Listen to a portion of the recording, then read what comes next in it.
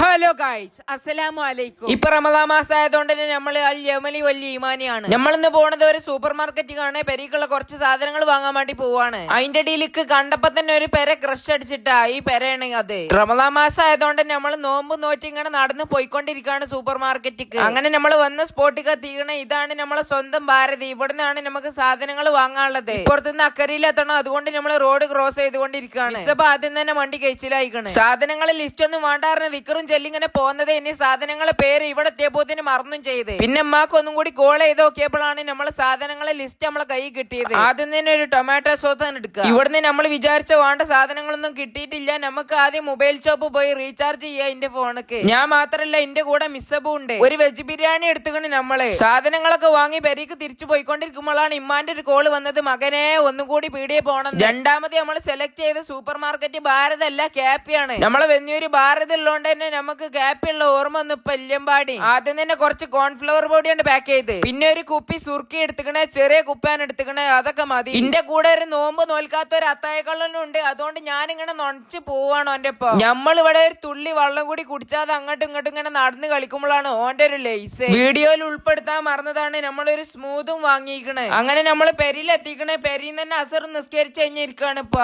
അങ്ങനെ അസർ നിസ്കാരം കഴിഞ്ഞ് കുറച്ചേരം കാത്തുന്ന പോത്തിന് മരിബാങ്ക് കൊടുത്തിക്കണേ. നമ്മൾ നോമ്പ് അറിഞ്ഞിക്കണേ ഈത്തപ്പയം കൊണ്ട്. അത് വീഡിയോ എടുക്കാൻ മറന്നു. നോമ്പ് കാലത്ത് ദാഹം കടാൻ ബെസ്റ്റ് ജ്യൂസ് ഏതാന്ന് ചോദിച്ചാൽ ഞാൻ പറയും വാട്ടർമെലൺ ജ്യൂസ് ആണ് എന്ന്. അപ്പൊ ഇന്നത്തെ പരിപാടി ഫോളോ ചെയ്ത് അടുത്ത വീഡിയോ കാണാം.